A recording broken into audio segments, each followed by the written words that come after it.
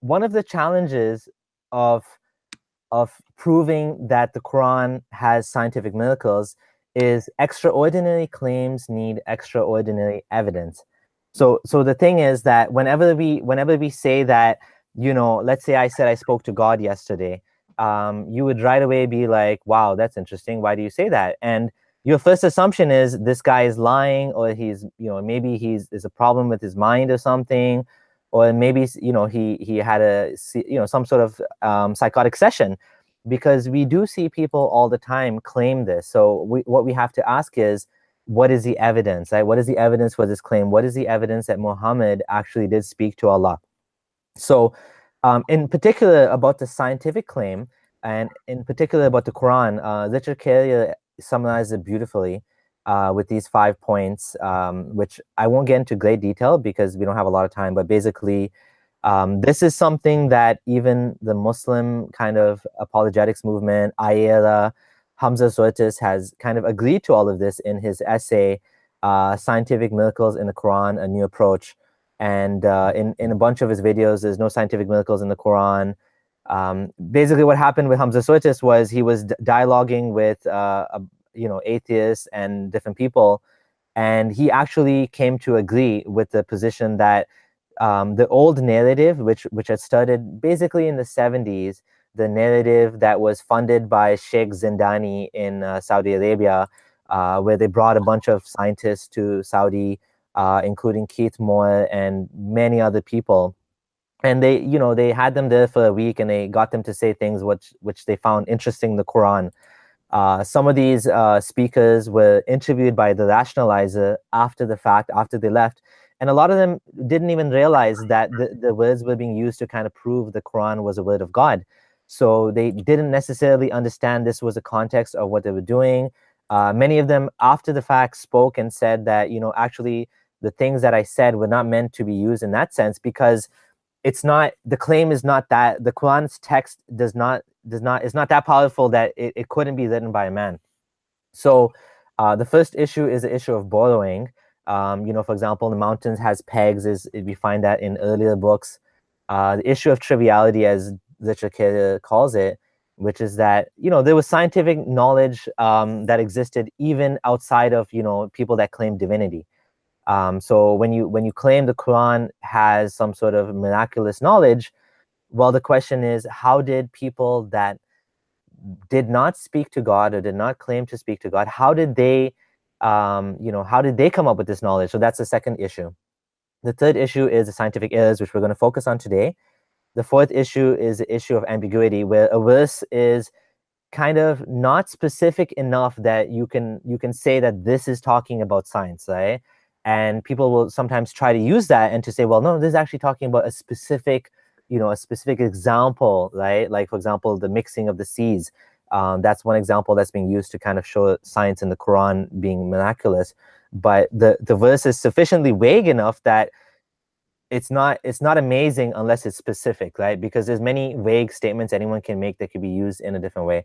And lastly, and I'm sure you'll agree with this one, is the issue of tafsir, which is, we should not, and I many Muslims would agree that we should not project our view onto the Quran. We should let the Quran speak for itself, and I think you would totally agree with that. Would you agree with that? Absolutely, yes. Okay, so so the next thing I want to mention, I don't, like I said, I don't think we need to get into too much detail on that. But basically, I have two main points I want to bring up. One is the burden of proof, which is, by default, we can talk about scientific errors in the Quran, which is, when I first left Islam, what happened was, it started off as, oh, I have these problems with the Quran.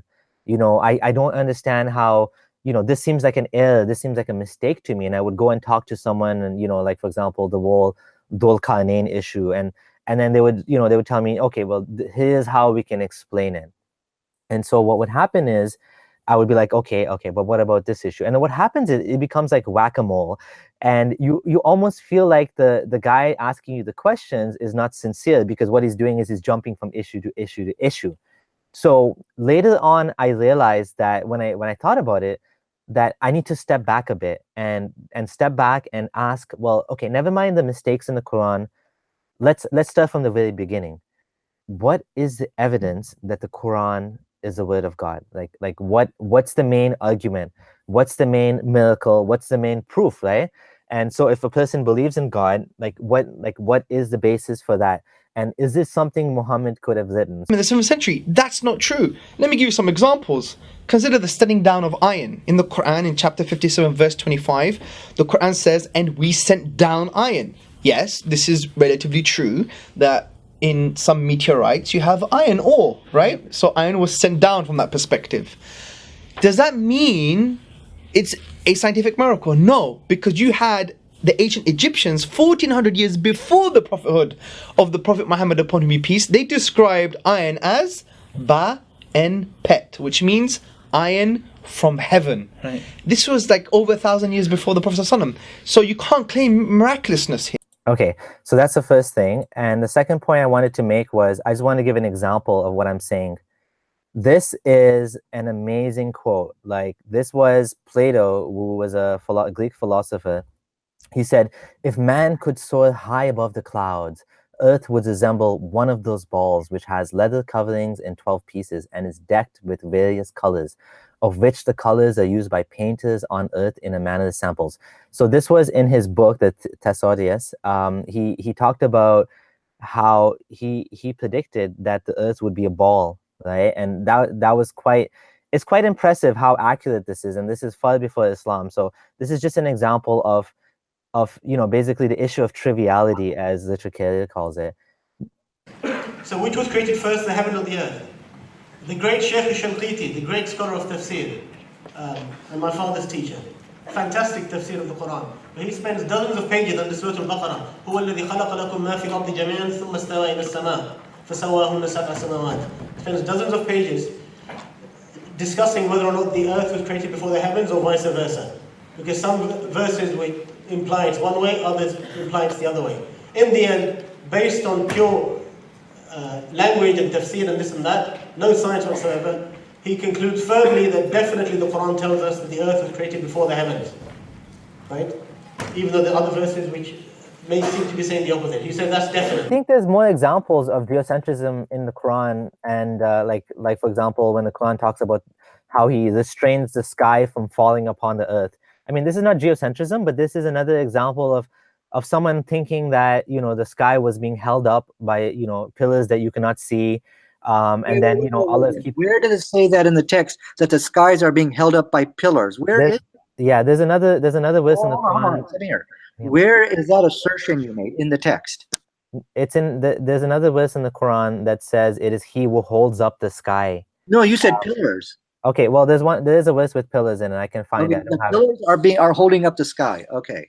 Yeah, one second. That's in actually, I think it's on my website. Wait, just you created the sky without pillars. Go back. Can you go back to that? I have it right here. خلق السماوات بغير عمد ترونها. That غير عمد is without pillars. ترونها. Yeah, without pillars you can see. This you can see is very important, right? It doesn't say without pillars. It says without pillars you can see. I mean, the bigger problem is not just that it says without pillars. It's that there's no need for pillars. It's a flawed, the whole model is wrong. The whole model of saying that I'm holding up the sky. Fallacy. You've got this models that you're creating, dude. But there's no sky to hold up. That's the problem. Like, the sky is just space, right? There's nothing to hold up from falling on you. Even, when Allah says He rafa'a samawat, He raised the heavens. It's almost like they used to believe that this was being held up, like I was saying before, the firmament, the idea of a firmament, which is in the Bible as well. And slow down. I'm sorry. Take it slow. Again, look at. Yeah, respect my age. I'm a little bit old. My mind is not as fast as no the problem. younger guys. Okay, so let's take it from the beginning. So He restrains the sky from falling upon the earth. Mm-hmm. How does this contradict science? It's another example. Well, this is another example of a flawed model of cosmology, which was materialized into the Quran. Where's the model in the Quran that you're assuming? I'm talking about reality as we know it. Okay, but that's not in the Quran. It's exactly the reality as we know it is not in the Quran, which is why I think it was written by Muhammad. what we just agreed on just 5 minutes ago? Yeah, then we're gonna have to get to embryology then, because I think that's a more clear example of actual mistakes. Okay. These are examples of flawed understanding of the time. That's basically my issue. My issue was I got from believing. Samir, do you understand this? The intention fallacy is trying to judge a work of art by assuming the intent or purpose of the artist who created it. And so when you're showing me this model thing here, you're doing exactly that. You are saying that the intent or purpose of the artist is this flawed understanding. Do you see how you're committing these fallacies? All I'm doing is I'm just making a straightforward reading of the text, and what I'm saying is there's nothing in this text which is miraculous. That's my only point. Like, we're not talking about that, Samir. We're talking about where the Quran contradicts modern science. I think this is an example of contradicting modern science, like saying that there's no what is if you're gonna say the Quran is so ambiguous that we don't know what sky means and we don't know what holding up the sky from falling on you means, then I have no disagreement with you that the Quran is so good. We agree. We agree. Well, I don't agree, because I do think the Quran is speaking about a very specific thing when it says samawat, but we can agree to disagree.